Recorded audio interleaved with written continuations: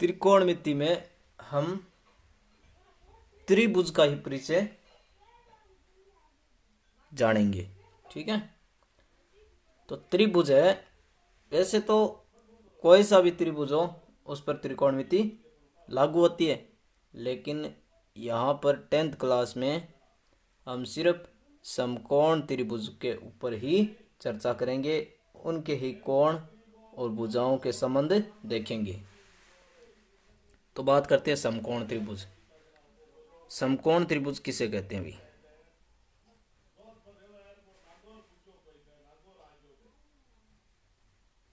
मन में चल रहा होगा कि मैं ये जो बना रहा हूं ये समकोण त्रिभुज है। क्या मैं इसको समकोण त्रिभुज बोल सकता हूं? नहीं, अभी तक नहीं बोल सकता मैं। कब तक नहीं बोल सकता? जब तक मैं डिसाइड ना कर दूं कि एक कोण 90 डिग्री है। ये बताने से पहले हम कभी नहीं कह सकते कि ये एक समकोण त्रिभुज है। क्यों नहीं कह सकते? क्योंकि यहाँ पर मैंने नाप कर थोड़ी ना बनाए। ये 89 डिग्री भी हो सकता है, 89.99 भी हो सकता है, लेकिन अब मैं बोल दूं यहाँ पर 90 डिग्री है, भले ही मैं नाप कर ना बनाया हूं, लेकिन मान लेना यहाँ पर 90 डिग्री है। किसी एक कोण को डिसाइड कर दिया कि एक कोण 90 डिग्री है, तो मैं बोल सकता हूं ये कौन सा त्रिभुज है? समकोण त्रिभुज।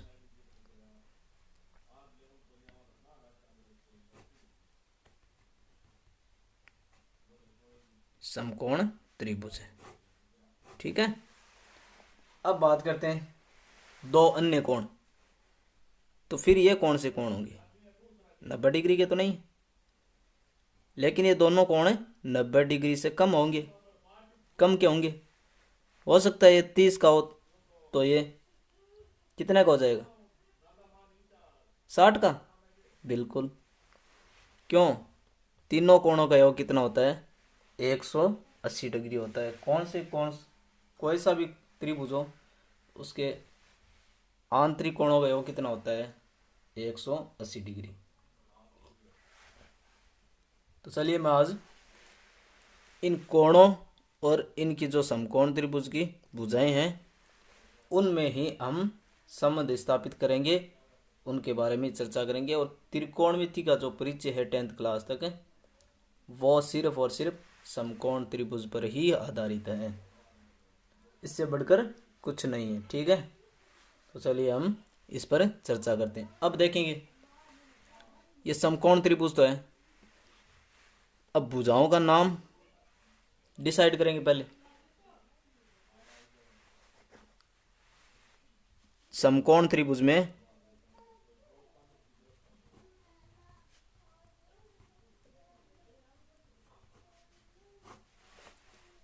एक कर्ण होता है,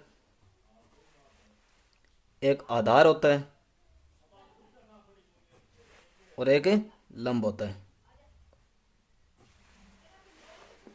अब डिसाइड करेंगे हम कौन सा कर्ण है, आधार है, लंब है, ये हम जानेंगे। तो 90 डिग्री के हमेशा जो अपोजिट साइड होती है, सामने वाली भुजा होती है, वो हमेशा हमेशा क्या होती है? कर्ण। ये फिक्स है। कर्ण है इन दोनों भुजाओं के योग से छोटी होती है, लेकिन त्रिभुज में सबसे बड़ी भुजा होती है। ये हम लिख सकते हैं कि आधार और लंब, आधार और लंब के योग से हमेशा छोटी होती है कर्ण। साइड बंद कर दिया ना, छोटी है।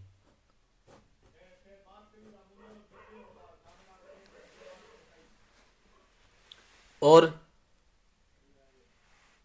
कर्ण है वो 90 डिग्री के कोण के 90 डिग्री के सामने वाली भुजा। सामने वाली भुजा। तो यहाँ पर देख सकते हैं ना कि 90 डिग्री के सामने वाली भुजा हमेशा क्या होती है, कर्ण होती है। ठीक है, अब गुरुजी आपने कर्ण तो बता दिया, अब लंब और आधार इन दोनों को कैसे डिसाइड करें। इनमें से एक डिसाइड हो जाएगा तो एक अपने आप बच जाएगा। ठीक है, तो करते हैं पता। अगर मैं ये नाम दे देता हूँ ABC, अगर मैं कोण यहाँ पर लेता हूँ, फिक्स करता हूँ, डिसाइड कर लेता हूँ कि यहाँ पर है, निश्चय कर लिया कि थीटा कोण यहाँ पर है। कहाँ पर है, यहाँ पर।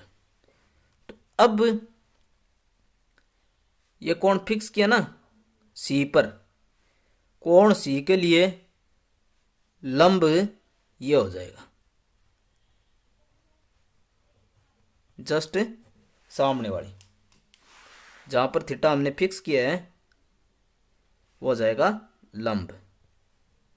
जहां पर हमने थीटा को क्या किया है, कोण को, एक न्यून कोण को हमने फिक्स किया। न्यून कोण क्यों बोल रहा हूँ, 90 डिग्री से कम है दोनों कोण। ठीक है, तो मैं थीटा यहाँ पर ले रहा हूँ। अगर सी कोण के लिए, सी कोण के सापेक्ष देखें तो लंब है ये, तो बच गया कौन सा, ये हो जाएगा आधार। तो गुरुजी अगर हमने ये ले लिया तो देखिए, अगर मैं ये आकृति अगर यहाँ बना देता हूँ, ये लो भी थोड़ी छोटी बन गई लेकिन है समकोणी। ABC आकृति तो वही है, समकोण त्रिभुज। अब अगर मैं थीटा कोण यहाँ ले लेता हूँ, यहाँ ले लेता हूँ ए पर, ए के सापेक्ष, तो ए के सामने वाली भुजा लंब हो जाएगी, और ये तो फिक्स है ही कर्ण। ठीक है, और अब इसके लिए ये जो सटी हुई है इनसे भुजा है वो हो जाएगी आधार। किससे, यहाँ पर ए के सापेक्ष। ठीक है, तो ए के सामने वाली भुजा ये थीटा के न्यून कोण जब थीटा फिक्स किया है, इसके सामने वाली भुजा क्या हो जाएगी, लंब हो जाएगी। चलो अब हमने जान लिया सर जी कि ये हमने फिक्स तो कर लिया। अब आती है एक बात पाइथागोरस प्रमेय। पाइथागोरस प्रमेय ये क्या चीज है। तो इसका अध्ययन हमने वैसे तो 9th क्लास में कर लिया होगा, नहीं कराया है तो यहाँ पर हम सिर्फ बस इन भुजाओं में संबंध बताता है। पाइथागोरस प्रमेय क्या बताता है कि कर्ण का स्क्वायर है, त्रिकोणमिति की जान है समकोण त्रिभुज के लिए है ना। पाइथागोरस प्रमेय, कर्ण का स्क्वायर होता है लंब का स्क्वायर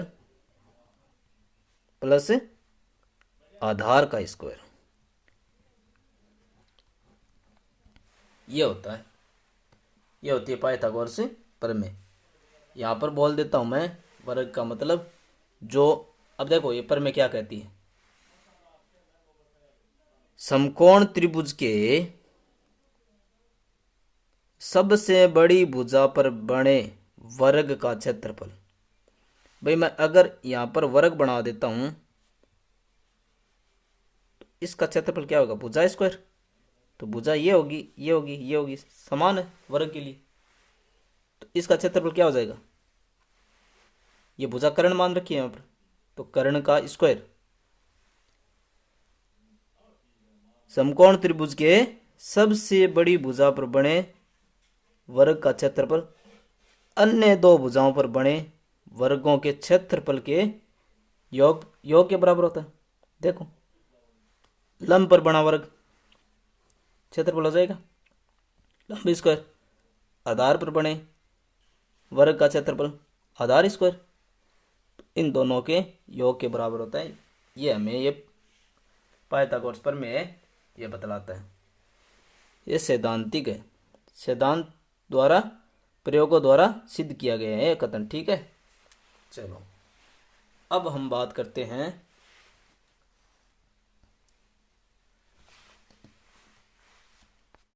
बात करते हैं अनुपात, भुजाओं का अनुपात लेंगे। तो त्रिकोणमितीय अनुपात इस प्रकार से है, देखो मैं लंब और कर्ण का अनुपात लिखूं। मैं यहाँ पर लंब को लिख लेता हूँ L और आधार को लिख देता हूँ, सॉरी, लंब और कर्ण में देख लेता हूँ। ये दो भुजाओं का अनुपात है, लंब और कर्ण। ठीक है, ये अनुपात हो गया इन दो भुजाओं का। अब एक लिख लेता हूं मैं, आधार और कर्ण। लंब और कर्ण हो गया, आधार और कर्ण, आधार और कर्ण। ठीक है, एक लिख लेता हूं मैं, लंब और कर्ण, लंब और कर्ण। तो हमने क्या किया, लंब और कर्ण, लंब और कर्ण का अनुपात लिख लिया। और आधार और कर्ण, आधार और कर्ण, यहाँ इधर से चले, लंब बटे कर्ण। और इसको ऐसे भी लिख सकते हो, कर्ण बटे आधार, या मैं लिख लिया आधार बटे कर्ण। इन दो भुजाओं का अनुपात लिख लिया। अब बच गया कौन सा, ये लंब बटे आधार या आधार बटे लंब। तो मैं लिख लेता हूँ इसको लंब बटे आधार। ठीक है ना, इन तीनों भुजाओं का मैं अनुपात लिख लिया। पहले तो इन दो भुजाओं का अनुपात, L बटा K लिखो, K बटा L लिखो, एक ही बात है। ठीक है, अनुपात लेना है। अनुपात का मतलब भी होता है भाग, भाग के रूप में, भिन्न के रूप में लिख लिया इसको, L बटा K। फिर इसका और इसका, कर्ण बटा आधार या फिर आधार बटा कर्ण, एक ही बात है भाई। यहाँ पर अनुपात लिख रहे हैं हम दोनों भुजाओं का। भाई 3:2 लिखूं, 2:3 लिखूं, कोई फर्क नहीं पड़ता ना। ठीक है, फिर क्या किया, आधार और लंब का अनुपात ले लिया। तो यहाँ पर सिर्फ हमें बताया गया है कि ये जो अनुपात है ये होता है, एक संकेत दे दिया, इन अनुपात का लंब बटा कर्ण है। जब यहाँ पर लंब बटा कर्ण होगा तो क्या होगा, साइन संकेत दे दिया, साइन। यहाँ पर थीटा कहाँ पर, सी पर है क्या, तो ठीक है। बात करें हम, जब थीटा वो सी पर लिया गया, तब इस त्रिभुज के लिए, समकोण त्रिभुज, ये हो जाएगा कर्ण, सॉरी, आधार बटा कर्ण, आधार और कर्ण, इसका अनुपात हो जाएगा कोस थीटा। इसका नाम दे दिया है कि कोस थीटा। ठीक है, और ये जो दोनों भुजाओं का अनुपात है, इसमें लंब बटा आधार, लंब बटा आधार, यदि लंब बटा आधार है तो इसका नाम दे दिया टेन, टेन थीटा। ठीक है, अब यहाँ पर अगर इस प्रकार से, क्योंकि यहाँ पर आपको बताऊंगा मैं, व्युत्क्रम होता है। पहले मैं वही बात कर लेता हूँ, sine cos tan, cot, cot हो जाएगा लंब बटे आधार, लंब बटे आधार, तो कोट, कोट थीटा। अरे टेंशन ना लो, मैं आपको ये जो है एक सेकंड में याद करवा दूंगा। ठीक है ना, कौन सा क्या होता है, मैं एक बार बता रहा हूँ कि अनुपात इस प्रकार से होता है। ठीक है, सोच रहे होंगे गुरुजी क्या बता रही हैं, तो कोट यहाँ पर लिख देता हूँ। ठीक है, यहाँ पर साइन कोसेक का लिख देता हूँ सामने ना, आपको सीधा सरल हो जाएगा। Cosec, cosec theta, cosec theta होता है इसका उल्टा। मैं लिख रहा हूँ एक बार ना, कर्ण बटे लंब, और सेक, सेक थीटा हो जाता है इसका उल्टा, कर्ण बटे आधार, और कोट, टेन का उल्टा, कोट थीटा, तो टेन का उल्टा हो जाएगा आधार बटे लंब। ठीक है ना, ये इस प्रकार से हमने लिख लिए। तो अब मैं बात कर लेता हूं इन सबको याद करने का तरीका। एक छोटी सी ट्रिक है, सोच रहे होंगे लाल बट्टा कक्का ना, लाल बट्टे कक्का, लाल बट्टे कक्का। तो लाल बट्टे कक्का लिख रहा हूँ, लाल पेन से ही लिख लूँ। लाल बट्टे कक्का, कक्का मतलब काले पेन से। हम्म, कक्का, ये लो कक्का। अब देखो इनको मैं इस प्रकार से कर देता हूं, ये लो जी, ये लो जी लॉजिक है, लॉजिक नहीं है बिट्री का, ये लॉजिक तो मैं बता रहा हूँ, ठीक है। तो ये इधर से बोलेंगे लंब बटा कर्ण, तो बोल देंगे साइन थीटा, आधार बटा कर्ण कोस थीटा। एक क्रम याद कर लो, साइन कोस टेन कोट से कोसेक, बस ये हो जाएगा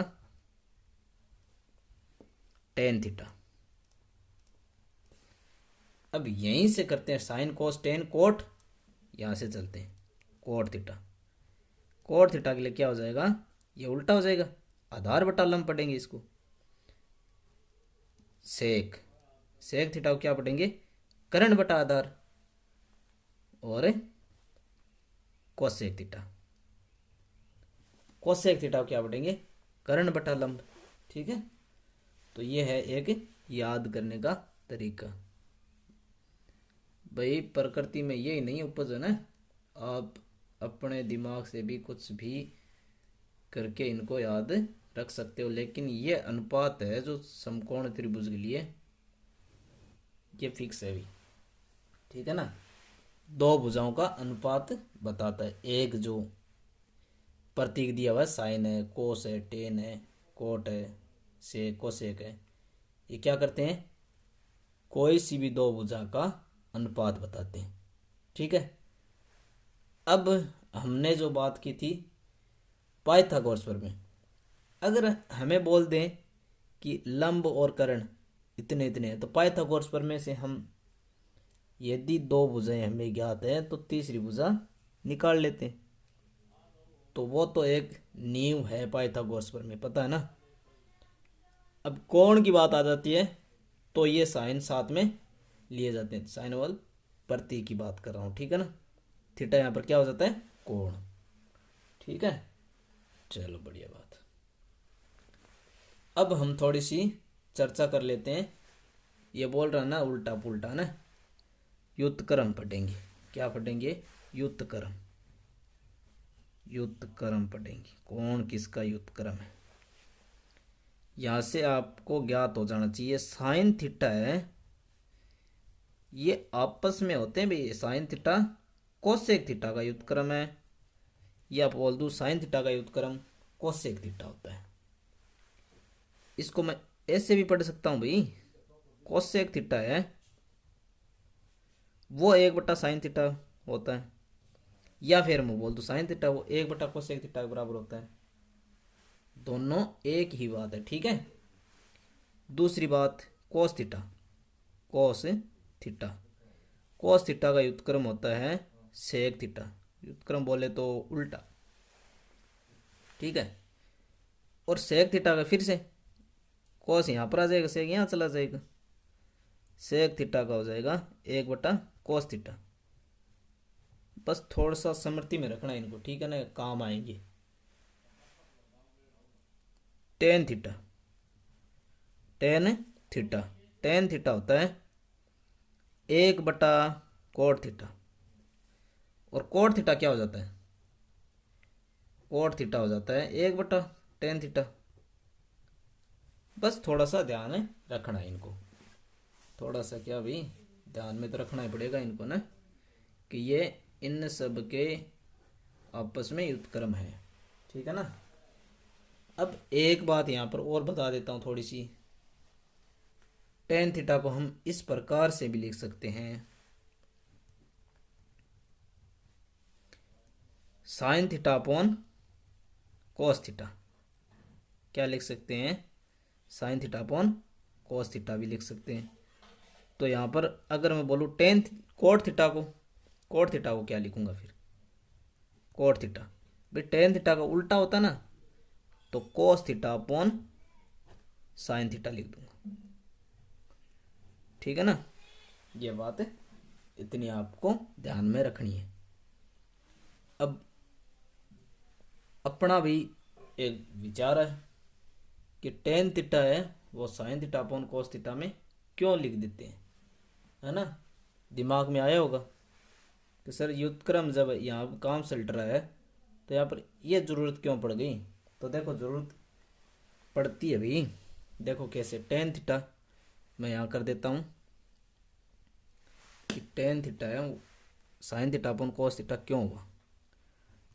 टेन थीटा, भाई मैं एक बार अनुपात लिख लेता हूँ sine theta upon cos theta.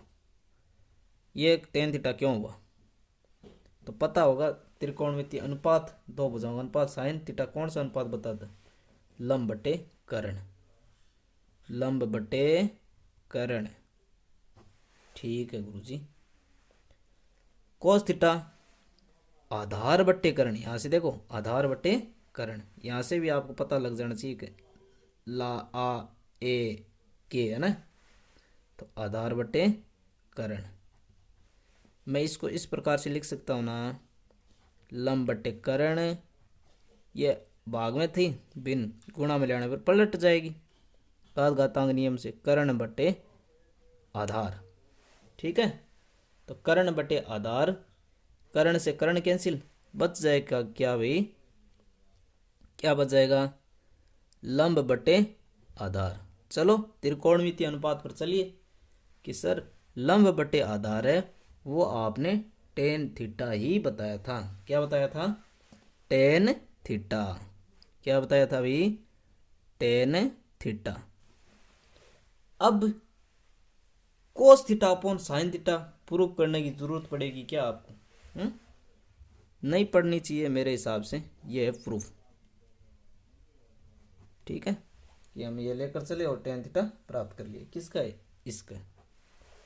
ठीक है ना, क्यों कि cos theta upon sine theta क्या हो जाएगा, आधार बटे लंब प्राप्त होगा, होगा ना। तो आधार बटे लंब क्या होता है, कोट थीटा सर। अरे भाई टेन थीटा है, टेन थीटा है, इसका व्युत्क्रमित होता है कोट थीटा। यहाँ से देखो आपस में क्या आते हैं, व्युत्क्रम होते हैं। तो टेन थीटा का उल्टा आधार बटा लंब, आधार बटा लंब क्या होता है, कोट थीटा। ठीक है ना, तो चलिए बाकी हम नेक्स्ट वीडियो में करेंगे। आज के लिए इतना ही। थैंक यू, जय हिंद, जय भारत। वीडियो को लाइक शेयर सब्सक्राइब कर दिया करो भाई, ताकि जो अन्य विद्यार्थी है उन तक मेरी पहुंच बन सके ना, और जो मेरा प्रॉफिट है वो भी हो जाए, और जो अन्य विद्यार्थी है उनके लिए उनका प्रॉफिट हो जाएगा एग्ज़ाम के लिए ना। तो कंजूसी मत किया करो, लाइक शेयर सब्सक्राइब है ना, तो कर दिया करो। खुद का स्वार्थ, केवल खुद का स्वार्थ मत साधा करो। स्वार्थ खुद का होता ही है हर चीज़ में ना। यहाँ मैं पढ़ा रहा हूँ तो मेरा भी स्वार्थ है कि मेरा चैनल, इसी उम्मीद के साथ मैं पढ़ाता हूँ कि मोनेटाइज हो जाए, और आपका भी देखने का स्वार्थ है कि अच्छे अंकों से मैं क्लास 10th है वो उत्तीर्ण कर लूँ, 100 में से 100 बना लूँ। तो बेस्ट ऑफ लक, आपके 100 में से 100 ही बनेंगे। ठीक है, ओके।